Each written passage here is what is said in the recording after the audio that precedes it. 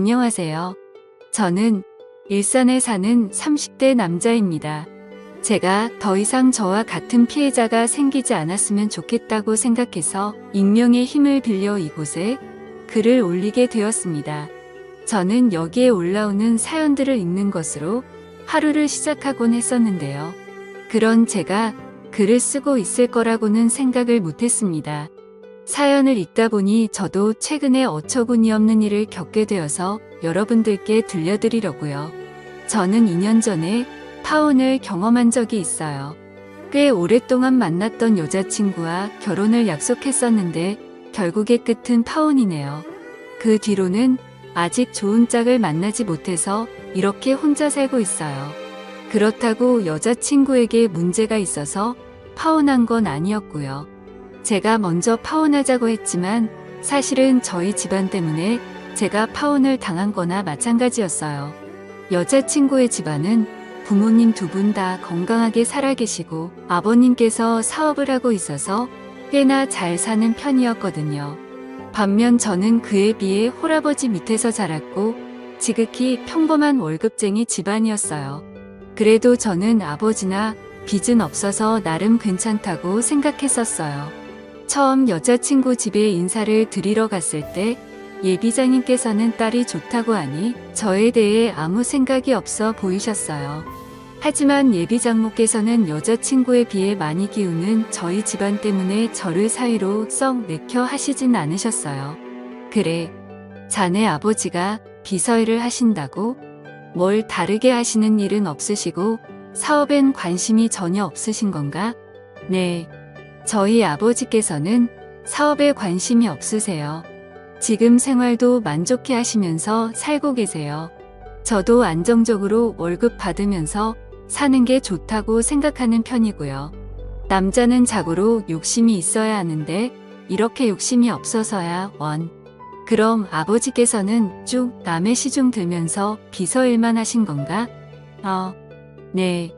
시중이라는 표현은 좀 그렇지만 어떻게 보면 그런 셈이죠. 성인 되신 후부터 지금까지 쭉 한 분만 모시고 계세요. 너무 대놓고 저희 아버지 직업을 무시하는 태도에 저도 기분이 좋지 않았어요. 하지만 예비장모께서는 제 기분은 아랑곳하지 않고 계속 무시하시더라고요. 그래도 저는 어른들 앞이니까 나름대로 티를 안 내려고 정말 노력 많이 했어요. 모든 수모를 다 받아도 견딜 수 있을 만큼 여자친구를 많이 좋아하기도 했고요. 저는 예비장모께서 제게 마음을 여시길 기다리고 있었습니다. 그런데 어쩐 일인지 예비장모께서 먼저 저보고 만나자고 연락을 주신 거예요. 드디어 예비장모께서 마음을 여신 건가 하는 부푼 마음에 여자친구 집을 다시 찾았어요. 너무 떨려서 배를 누르기 전에 심호흡을 몇 번 했는지 모르겠어요. 하지만 이런 저를 무색하게 만드는 흰 봉투가 제 눈앞에 떨어졌어요. 예비장모께서는 제가 자리에 앉자마자 제 쪽으로 흰 봉투를 던지시더라고요.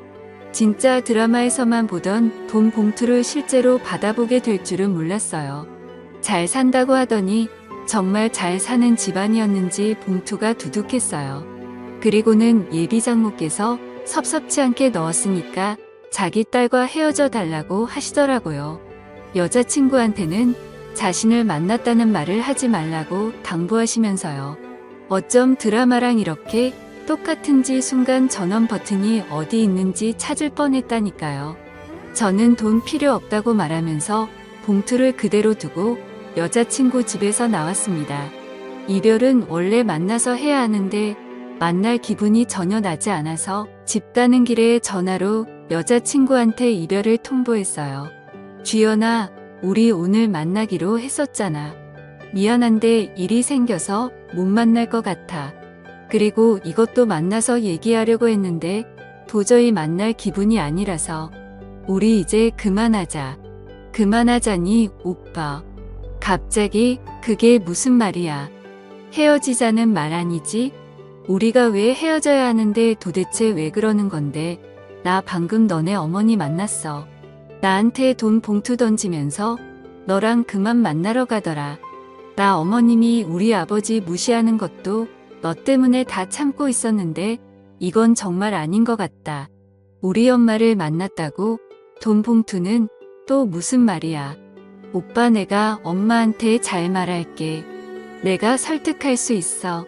그러니까 헤어지자고만 하지 마. 내가 잘못했어. 내가 엄마 대신 사과할게. 너가 잘못한 게 아닌데 왜 너가 사과해? 사과할 사람은 따로 있지. 난 더 이상 이렇게는 못 살 것 같아. 미안해, 끊을게. 저는 결국 여자친구한테 예비 장모와 있었던 일을 이야기하게 되었어요. 여자친구는 곧장 예비 장모에게 따진 것인지 얼마 지나지 않아서 예비 장모에게 연락이 오더라고요. 내가 주연이한테 말하지 말라고 그렇게 얘기했는데 글쎄 주연이한테 일러 바쳤니? 왜 그 돈으로는 부족했던 거야. 그럼 더 줄게.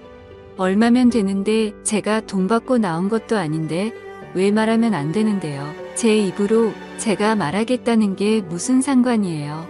어머니께서는 무슨 일이든 이렇게 돈으로 해결하셨어요. 그래 돈이면 다 되는 거 아니니? 돈만 주어주면 다들 조용히 입 다물더라. 너가 돈을 가져본 적이 없어서 모르나 본데 세상은 원래 돈으로 살아가는 거야. 어떻게 어머니한테서 주연이 같이 착한 아이가 태어났는지 모르겠네요. 이런 어머니를 둔 주연이가 참 불쌍해요. 저 당신 딸 만날 일 없으니까 다시는 연락하지 마세요. 제가 원래는 막말하는 성격이 아닌데 저도 모르게 말이 막 튀어나오더라고요. 그래도 여자친구가 좀 걸리긴 했지만 하고 싶은 말을 하고 나니 속은 조금 후련했어요. 저는 여자친구 없이도 잘 살아보려고 노력을 많이 했어요. 하지만 제가 너무 사랑했던 사람이라 불쑥불쑥 여자친구가 생각나긴 하더라고요. 그런데 얼마 지나지 않아 예비 장모에게 다시 연락이 오는 거예요. 지금 여자친구가 저와 헤어지고 나서 식음을 전폐하면서 시름시름 앓고 있다고요. 보다 못해 이대로 딸이 잘못될까봐 저한테 전화했다고 하시더라고요. 나 주연이 엄마인데 우리 딸이랑 만나는 건 아무 말 안 하겠네. 그러니 주연이랑 다시 만나주면 안 되겠나? 지금 저랑 뭐 하자는 거예요. 제가 그렇게 만만하세요? 헤어지라고 돈봉투 던질 땐 언제고 지금은 다시 만나달라고요. 지금 주연이가 많이 아파. 자네랑 헤어진 이후로 밥도 안 먹고 방에서 나오질 않아. 혼자서 시름시름 앓고 있는데 햄이 된 사람이 할 수 있는 게 이거밖에 없는 것 같아서 전화했어. 주연이 저렇게 만드신 건 어머니예요. 어머니가 그때 제게 돈봉투만 던지지 않으셨어도 저희는 이렇게 헤어지지 않았어요. 알아요. 그래. 다 내 잘못이야. 그러니 우리 주연이를 봐서라도 한 번만 용서해주면 안 되겠나. 내가 다시는 둘이 만나는 걸로 아무 말하지 않겠네. 솔직히 이때까지 예비 장모가 했던 말과 행동을 생각해보면 다시 만나고 싶지 않았어요. 예비 장모와 전화를 마치고 정말 오랫동안 고민을 많이 했어요. 애타게 기다리던 예비 장모에게 사과 문자까지 올 정도였으니까요. 하지만 저는 여자친구를 생각했던 것보다 훨씬 더 사랑했더라고요. 저는 결국 여자친구가 저와 헤어지고 힘들어한다는 말이 계속 머리에 맴돌아서 여자친구에게 연락해 다시 만나자고 했죠. 예비 장모는 저와 다시 만나는 동안 예비 장모를 설득한 것인지 예비 장모가 먼저 여자친구한테 상견례를 하자고 말했다 하더라고요. 저는 들뜬 마음으로 아버지께 말씀드리고 아버지께서 편하신 날로 날짜를 잡았어요. 아버지는 상견례 가서 기죽으면 안 된다면서 백화점에 가자고 하시더라고요. 그러더니 남성 코너에서 정장 2벌을 들고 저를 부르고 계셨어요. 아버지 2벌이나 사시게요. 어차피 상견례 한 번만 하는 건데 한 벌이면 되지 않을까요? 아니면 저보고 둘 중에 하나 골라달라는 말씀이세요? 아니 하나는 내 옷이야. 너도 새 걸로 한 벌 내가 맞춰주려고. 이건 아빠가 우리 아들한테 주는 축하 선물인데 아버지 전 괜찮아요. 회사 다니면서 정장 입으니까 종류별로 되게 그러니까 괜히 엄한데 돈 쓰지 마세요. 아이 참 내가 주는 선물이라니까. 그러네. 그리고 엄한데 쓰는 게 아니라 우리 아들한테 쓰는 건데 아들이 이거 안 받아주면 나 진짜 서운할 것 같아. 우리 이렇게 맞춰 서 상견례 입고 가자. 어찌 된 게 저보다 아버지가 더 들뜬 것 같았어요. 그래도 아버지 기분이 좋아 보이시는 것 같아 저도 덩달아 기분이 좋아졌어요. 이때까지 예비 장모와 있었던 안 좋은 일들은 다 잊고 새 출발할 수 있을 것만 같았어요. 하지만 이런 기대도 한순간에 짓밟아버린 사람이 있었어요. 바로 문제 예비 장모입니다. 상견례 날 예비 장모는 약속 장소에 들어온 순간부터 표정은 좋지 않았어요. 상견례 내내 어딘가 불만 가득한 표정으로 일관하셨죠. 그러면서 저희 아버지께 형편이 넉넉한 자기들이 집을 해올 테니 저희는 자기가 보내주는 리스트 보면서 혼수를 해오라고 하시는 거예요. 그쪽 집안 사정을 생각해서 형편이 넉넉한 저희가 애들 신혼집을 해드릴게요. 그쪽에서는 저희가 보내주는 리스트를 보면서 혼수를 해오시면 될 것 같네요. 아닙니다, 어머님. 제가 모아둔 돈이 있어서 괜찮습니다. 집은 저희 쪽에서 해오겠습니다. 혼수도 어차피 둘이 살 거라 간단하기만 하면 될 것 같습니다. 뭐야 꼴에 자존심은 있는 거야. 그렇게 무리하지 않아도 돼. 우리가 알아서 다 해줄게. 그리고 혼수도 자네 형편 생각해서 비싼 건 내가 미리 다 뺐어. 어머님 계속 저희 집안 형편 들먹이시는데 저희 거지 아닙니다. 월급쟁이라고 무시하시는데 저희 빚도 없고요. 오히려 월급 받으면서 모아둔 돈도 집 사고 남을 정도로 있습니다. 그럼 뭐해? 나 매일 뒤치다꺼리 하면서 받은 코 묻은 푼돈일 텐데 괜히 자존심 부릴 거 없다니까. 자존심이 밥 먹여주니 저와 예비 장모가 하는 말을 들은 아버지의 표정이 살짝 좋지 않았습니다. 예비 장모는 아버지의 표정이 변한 것이 오히려 재미가 있었나 봐요. 제 자존심 들먹이면서 저를 더 자극하려고 들더라고요. 제가 맞받아 치려고 하는데 저희 아버지께서 지금 뭐 하시는 거냐면서 지금 이게 상견례를 하러 온 것인지 사람을 가지고 놀려고 온 것인지 따지기 시작하셨어요. 결국 상견례 분위기는 살얼음판이었고 저는 아버지를 데리고 그 자리에서 나왔어요. 여자친구는 저를 붙잡았지만 저는 뒤도 돌아보지 않고 여자친구 손을 뿌리쳤어요. 그리고 여자친구한테 도저히 이건 아닌 것 같다며 결혼은 없던 일로 하자고, 어쩌면 우리 관계도 이대로 계속 만나도 되는 것인지 다시 생각해봐야 할 것 같다고 했어요. 저는 아버지께 너무 죄송해서 집에 가는 내내 아무 말도 할 수 없었어요. 그렇다고 아버지도 딱히 제게 말을 걸지 않으셨고요. 차 안 공기는 히터를 아무리 세게 틀어도 냉동창고 마냥 차가웠어요. 집에 도착한 뒤 한참 말이 없던 아버지께서 제게 입을 열었습니다. 준우야, 결혼은 둘이 좋아서 오로지 둘만 보고 하는 거라 내가 뭐라고 하진 않겠지만 예비 장모를 보니 결혼하고 나서 너가 너무 시달릴 것 같아서 걱정이구나. 저도 오늘 겪어보니 결혼은 아닌 것 같아요. 이미 여자친구한테는 파혼하겠다고 말해놨어요. 괜히 저 때문에 이런 수모를 겪은 것 같아서 죄송해요. 내가 죄송할 게 뭐가 있어. 내 잘못도 아닌데 오히려 내가 너한테 미안하지. 부유한 과정에서 태어났어야 했는데 내가 정말 미안하구나. 그게 무슨 말씀이세요? 전 아버지 아들인 게 정말 자랑스러워요. 그러니까 그런 생각 다시는 하지 마세요. 아셨죠? 제가 파혼한 후에도 아버지는 하시던 비서일을 꾸준히 계속하셨어요. 그런데 아버지께서 모시던 회장님 이제 나이가 많으셔서 그런지 체력이 예전 같지 않아서 회사를 누군가에게 물려줘야 하는 상황이었나 봐요. 하지만 회장님은 평생을 자식 없이 아내분과 단둘이 살았어서 물려줄 자손이 없었어요. 회장님께서는 회사를 믿고 맡길 수 있는 사람이 아버지밖에 없다면서 아버지께 자신의 뒤를 이어주면 안 되겠냐는 제안을 하셨다고 하더라고요. 아버지는 그 제안을 아직 받아들이지 못하고 제게 고민 상담을 하시더라고요. 그런데 그 회사는 아버지 인생의 절반을 바친 회사 아니에요. 회장님 옆에 있으면서 보고 배운 아버지가 회사를 제일 잘할 거 아니에요. 그렇긴 하지. 내가 회장님 옆에서 보필한 지가 무려 30년이 넘었으니까 거의 첫 설립 때부터 내가 늘 회장님과 함께 있었지. 그러니까요. 회장님만큼이나 회사를 잘하는 직원은 아버지밖에 안 계실 거예요.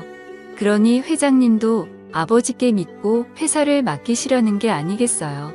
천천히 잘 생각해 보세요. 저는 아버지께 너무 성급하게 받지도 거절하지도 말라고 당부드렸어요. 충분히 생각을 하신 후에 결정하셔도 늦지 않다고 말이에요. 아버지는 오랜 고민 끝에 회장님의 제안을 받아들이기로 하셨어요. 그렇게 회장님이 되신 아버지는 거만해지지도 않고 오히려 예전보다 더 검소하게 사셨어요. 직원들 복지도 챙길 수 있는 건 아낌없이 다 챙겨주면서 퇴사율 0%를 기록하셨죠. 아버지께서 회사를 받으신 후로 더 승승장구했습니다. 가끔 전 회장님께서 놀러 오시면 흡족해 하면서 역시 자신이 사람을 잘 봤다며 칭찬해 주시고 나셨어요. 그러다 아버지는 회사에서 예상치 못한 사람을 발견하게 되었어요. 그건 바로 저의 전 예비장인이었는데요. 로비에서 시끄러운 소리가 들리는 것 같아서 아버지께서 가던 길을 멈추고 고개를 돌리셨대요. 그런데 예비장인이 로비에서 회장님 좀 만나게 해달라면서 애원하고 있었다고 하더라고요. 그래서 아버지께서 무슨 일인가 싶어서 그쪽으로 다가가셨대요. 도대체 무슨 일이시길래 여기서 이렇게 시끄럽게 소란을 피우십니까? 하실 말씀이 뭔지 저한테 한번 말해 보시겠어요? 혹시 회장님 어디 계신지 아십니까?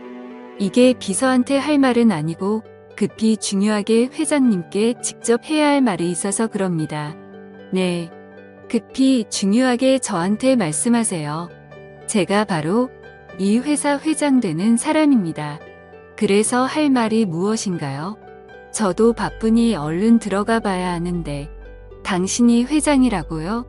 거짓말 치지 마세요. 빚을 거 뻔히 아는데 어떻게 당신이 이 회사 회장이란 말이에요. 이분이 저희 회사 회장님 맞으십니다. 제가 여기 계신 회장님 비서고요.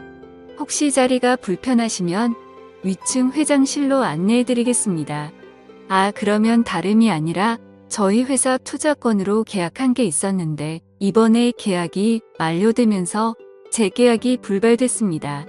그래서 제가 직접 회장님을 만나 뵙고자 이렇게 찾아오게 되었습니다. 아, 그래요? 저는 처음 듣는 일인데 일단 알겠습니다. 서류 잘 검토해 보도록 하죠. 그럼 사장님께서는 이만 돌아가 주시면 감사하겠네요. 예비장인은 제 차 잘 봐달라면서 인사하고 돌아가셨다고 하더라고요. 아버지께서는 모든 일을 혼자 결정하지 않으셨던 분이시라 이번에도 제게 의논을 하시더라고요. 아들아, 내가 어떻게 해야 하는 걸까? 지난 날은 다 잊고 재계약을 해줘야 하는 것일까? 아니면 그냥 이대로 모른 척 해야 하는 걸까? 아버지, 절대 재계약 해주지 마세요. 어차피 2번 다시 볼 사람들 아니에요. 뭘 망설이세요? 그냥 아무것도 해주지 마세요. 하지만 내가 투자를 해주지 않는다면 그 회사는 망하게 될 것이야. 우리 회사가 제법 많이 투자를 해주고 있었더라고. 이제껏 저희한테 했던 말과 행동들 기억 안 나세요? 그 집안에 당한 것들 벌써 잊으신 거냐고요. 저는 절대 반대예요. 아버지는 저의 완강한 반대에도 생계가 달려있다 보니 많이 망설이는 눈치셨어요. 저는 결국 아버지께 며칠만 더 고민해보라고 말하고 방으로 들어갔어요. 하지만 예비장인에게 들은 것인지 그걸 못 참고 다음날 예비장모가 아버지를 찾아왔다고 하더라고요. 그러더니 사람들이 보든 말든 무릎부터 꿇고 사정하기 시작했다고 해요. 사돈 우리 사돈 될 뻔한 사이잖아요. 그러니까 저희 한 번만 도와주세요. 이번에 계약 못하면 저희 회사 진짜 망해요. 직원들 월급도 줘야 하는데 제발 살려주세요. 일단 제가 서류 잘 검토해 보도록 하겠습니다.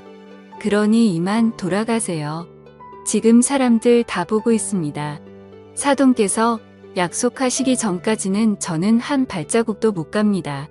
사돈도 힘들게 살아와서 아실 것 아닙니까? 지금 누구보다 저의 심정 아실 것 아니에요. 죄송하지만 전 힘들게 살아온 적이 없습니다. 누가 보면 저희가 가난뱅이였는 줄 알겠어요. 단지 월급쟁이라서 힘들게 살았을 거라고 생각하십니까? 지금 힘들어 보이시는 건 그쪽인 것 같네요. 사돈 그쪽이라니요.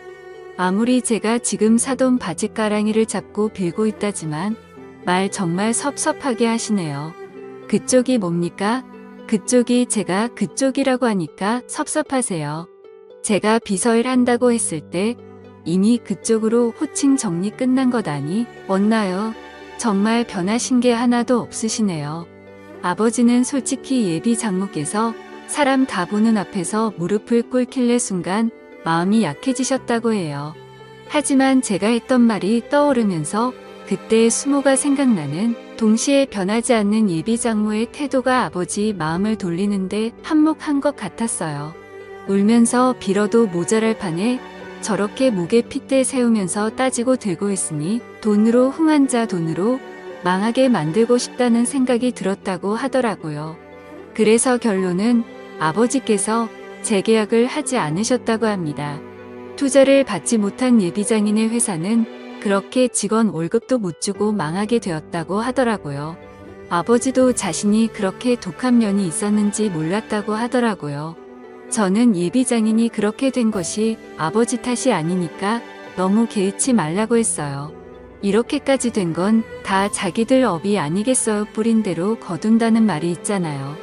예비장인 장모가 뿌린 씨가 딱 그 정도라는 거예요. 인생이 어떻게 흘러갈지는 한 치 앞도 알 수 없는 거예요. 저희 아버지처럼 한순간에 대박이 날 수도 있는 것이고 예비장인 장모처럼 한순간에 쪽박을 찰 수도 있는 것이죠. 여러분들은 남을 무시하지 말고 서로의 가치를 인정해 주셨으면 좋겠어요. 그렇다면 언젠간 기적이라는 것이 일어날 수도 있답니다. 지금까지 저의 이야기를 들어주셔서 감사해요. 모든 여러분들 행복하세요.